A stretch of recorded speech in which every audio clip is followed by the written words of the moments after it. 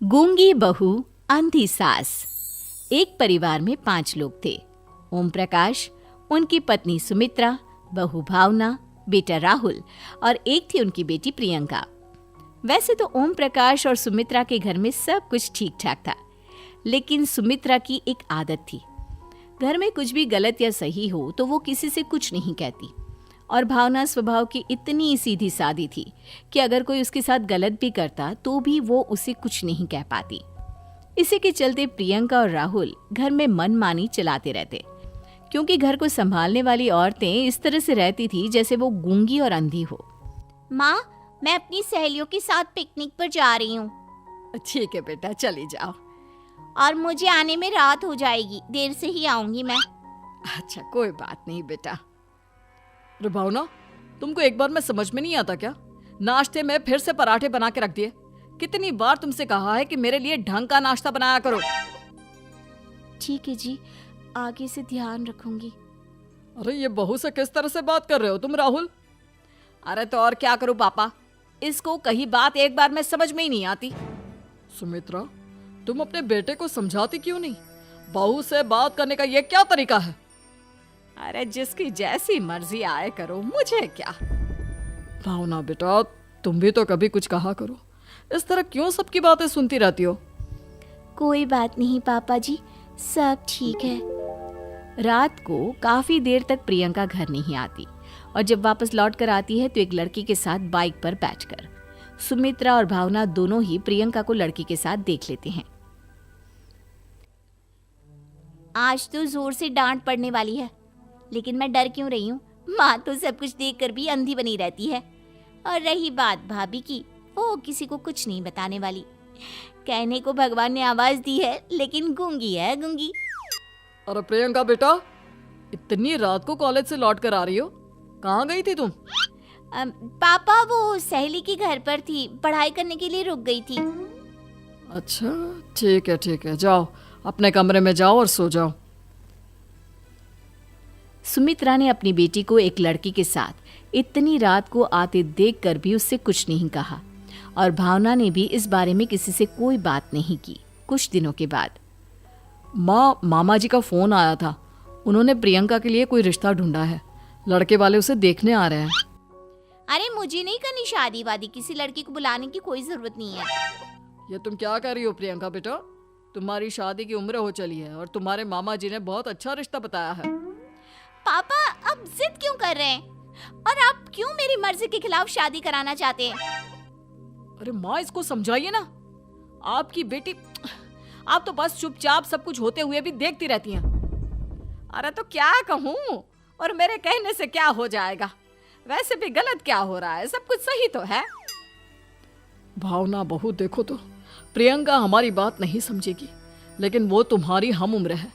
क्या पता तुम्हारे कहने से उसे कुछ समझ में आ जाए। नहीं पापा जी, मेरे कहने से कुछ नहीं होगा। मैं प्रियंका को कैसे समझा सकती हूँ? वो ननद है मेरी, कहीं मेरी किसी बात का बुरा मान गई तो? सुमित्रा और भावना में से कोई भी प्रियंका को कुछ नहीं समझाता। इस बात से राहुल और ओम प्रकाश जी दोनों ही परेशान हो जाते हैं। और फिर जब लड़का प्रियंका को देखने के लिए आता है, मुझे आपकी बेटी बहुत पसंद है, मैं उसके साथ शादी करने के लिए तैयार हूँ। देखो, मुझे तुमसे शादी नहीं करनी, और ये बात जितनी जल्दी समझ में आ जाए अच्छा रहेगा। अरे तो फिर आप लोगों ने मुझे यहाँ बुलाया ही क्यों? माफ कर दो बेटा, वो हमारी बेटी जरा गुस्से में है, हम उसे समझाने की कोशिश करते हैं।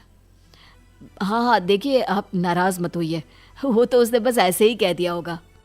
अरे कोई ऐसे ही कुछ कहता है क्या? और ये आपकी पत्नी और माँ, ये दोनों इस तरह चुपचाप क्यों बैठे हैं, जैसे इस घर के मेंबर ही ना हो? आपके घर में सब कुछ ठीक तो है ना?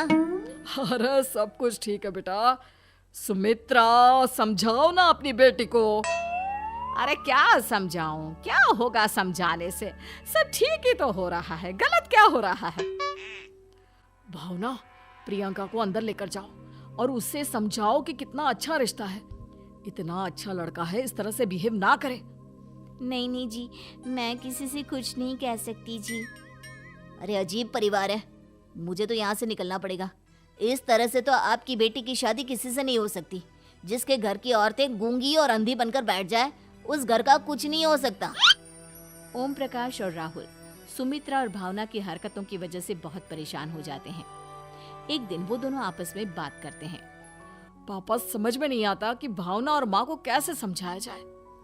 सही कहते हो बेटा, तुम और मैं काम के सिलसिले में सारा दिन घर के बाहर रहते हैं और घर की दोनों औरतें जिन्हें सारा घर संभालना चाहिए गूंगी और अंधी बनकर बैठी हैं। पापा आप ही बताइए इसका क्या उपाय है। मेरी तो कुछ समझ में नहीं आता बेटा, लेकिन हमें कुछ तो करना पड़ेगा क्योंकि इन सब की वजह से प्रियंका बहुत ज्यादा बिगड़ती जा रही है। तुमने देखा उसे किस तरह से बिहेव किया था। अरे लेकिन पापा हम करेंगे क्या? हमें एक नाटक करना होगा। कुछ दिनों के लिए हम भी गूंगे और बहरे बन जाते हैं, उसके बाद इन दोनों औरतों को अकल आएगी। हाँ पापा, शायद आपकी बात ठीक है। हम दोनों हर बार बात को संभाल लेते हैं और इसी वजह से माँ और भावना कुछ भी करने की कोशिश ही नहीं करते। और फिर अगले दिन, भावना, नाश्ते में क्या बनाया है? जी पराठे बनाए हैं। मेरे लिए पोहा बना दो। अच्छा जी ठीक है, अभी बना देती हूँ जी। बहू, नाश्ते में क्या बनाया है? पापा जी पराठे हैं और पोहे बन रहे हैं। अरे बहू, मुझे तो उपमा खाने का मन था, मेरे लिए उपमा बना दो। ठीक है पापा जी, अभी बना देती हूँ। भाभी जल्दी से जरा मेरा कॉलेज का टिफिन तो पैक कर देना। और सुनो, मुझे ना भिंडी की सब्जी खाने का मन है। सुमित्रा चुपचाप बैठी बैठी सब कुछ देख रही थी। उसने किसी से कुछ भी नहीं कहा और ये देखकर भावना को मन ही मन गुस्सा आ रहा था, लेकिन वो किसी से कुछ नहीं कह रही थी। उसे लग रहा था कि ओम प्रकाश जी जो हमेशा उसकी साइड लेते थे वो भी आज चुपचाप बैठे हुए थे। शाम के वक्त प्रियंका अपने बहुत सारे दोस्तों को लेकर घर आती है और उधर दूसरी तरफ से राहुल भी अपने ऑफिस के दोस्तों को लेकर घर आ जाता है। प्रियंका अपने कमरे में तेज म्यूजिक चलाकर डांस करती है और राहुल अपने दोस्तों के साथ बैठकर जोर जोर से हंस रहा था। प्रियंका और राहुल मिलकर पूरे घर को अस्त व्यस्त कर देते हैं, लेकिन भावना उनसे कोई शिकायत नहीं करती और सुमित्रा जी भी चुपचाप बैठी रहती है। लेकिन भावना और सुमित्रा के अंदर का गुस्सा धीरे धीरे बढ़ रहा था। फिर रात को ओम प्रकाश और राहुल एक दूसरे से बातें करते हैं। पापा, हमने इतना कुछ किया फिर भी भावना कुछ बोलती ही नहीं और माँ भी कुछ गलत करने से किसी को रोकती ही नहीं। तुम चिंता मत करो बेटा, इन दोनों के अंदर का गुस्सा भर रहा है और बहुत जल्दी बाहर आने वाला है। अगले दिन, अरे बहू, ये कपड़े धुले हैं या गंदे हैं? पापा जी कपड़े तो मैंने धोकर ही आपकी अलमारी में रखे थे। मुझे तो साफ नहीं लग रहे, एक बार और धो देना। प्रियंका, मैं सोच रहा था कि तुम्हें उस लड़के से शादी नहीं करनी है ना, मत करो। एक काम करो, वैसे भी क्या रखा है शादी वादी में, तुम्हें जो लड़का पसंद है उसके साथ जाकर कोर्ट मैरिज कर लो। इस बार ओम प्रकाश और राहुल की बात सुनकर भावना और सुमित्रा के अंदर का गुस्सा जाग उठता है। मैं किसी से कुछ कहती नहीं जी, इसका मतलब ये है कि आप लोग मुझे परेशान करते ही रहेंगे। कल 4 बार मुझसे नाश्ता बनवाया, आज पापा जी मुझसे धुले हुए कपड़ों को बार बार धुलवा रहे हैं। अरे मैं इंसान हूँ जी, कोई मशीन नहीं हूँ। तुम दोनों ने मिलकर इस घर की कैसी हालत बना दी है और अपनी बहन को भागकर शादी करने के लिए कह रहे हो। तुम भाई हो या दुश्मन? ओम प्रकाश और राहुल जोर जोर से हंसने लगते हैं। अरे इसमें हंसने की क्या बात है? हम लोग यहाँ इतने परेशान हो रहे हैं जी, तुम लोगों को ऐसी हरकत करने के बाद भी हंसी आ रही है। ये क्या कर रहे हैं जी आप दोनों? यही तो हम चाहते थे कि सुमित्रा तुम अंधी होकर ना बैठी रहो। घर में कुछ भी गलत हो तो उसे रोकने की कोशिश करो। और भावना, तुम अपने साथ हो रहे गलत व्यवहार पर भी कभी मुंह नहीं खोलती, ये सही बात नहीं है।